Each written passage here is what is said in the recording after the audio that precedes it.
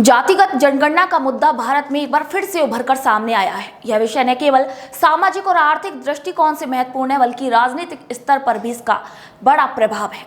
नमस्कार, मैं निशा शर्मा और आप सभी का स्वागत करती हूं गोल्डन हित पर। आइए इस पर एक गहन दृष्टिकोण डालते हैं और समझते हैं कि यह कितनी जायज है और इस पर जो राजनीति हो रही है वह सही है या नहीं।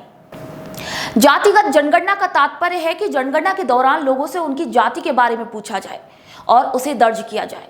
यह पहलू भारतीय समाज में बहुत महत्वपूर्ण है, क्योंकि हमारी सामाजिक संरचना जाति पर आधारित है। भारत में आखिरी बार जातिगत जनगणना 1931 में की गई थी और इसी के बाद से कोई भी आधिकारिक जातिगत डेटा उपलब्ध नहीं है, जबकि समाज में जाति आधारित आरक्षण और योजनाएं लागू हैं। यह एक विरोधाभास है कि हम बिना डेटा के योजनाएं बना रहे हैं। जातिगत जनगणना का मुद्दा राजनीतिक दलों के लिए एक महत्वपूर्ण हथियार बन गया है।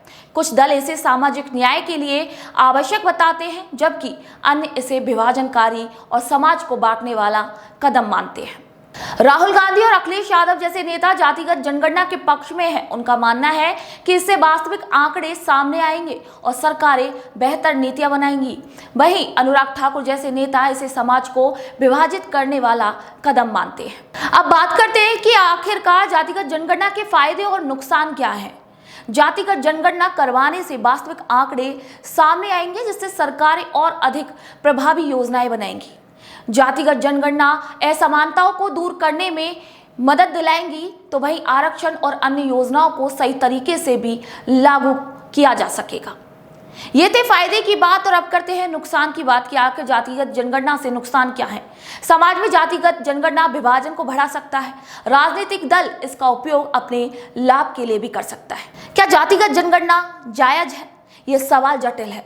अगर सही नियत और सही तरीके से इसे किया जाए तो शायद जातिगत जनगणना समाज में असमानता को दूर करने का एक महत्वपूर्ण साधन हो सकती है, लेकिन अगर इसका राजनीतिक दुरुपयोग होता है तो यह समाज को और भी बांट सकती है। जातिगत जनगणना एक संवेदनशील मुद्दा बन चुका है और इसे निष्पक्षता और सही नियत से किया जाना चाहिए। सरकारों को इसके फायदों और नुकसान दोनों पर ही विचार करना चाहिए और समाज को बांटने वाली राजनीति से भी बचना चाहिए। यह मुद्दा न केवल वर्तमान समाज के लिए महत्वपूर्ण है, बल्कि भविष्य की पीढ़ियां भी इसके लिए जिम्मेदार हैं। इस पर खुली और संवेदनशील बहस आवश्यक है, ताकि हम एक बेहतर और समावेशी समाज का निर्माण कर सकें।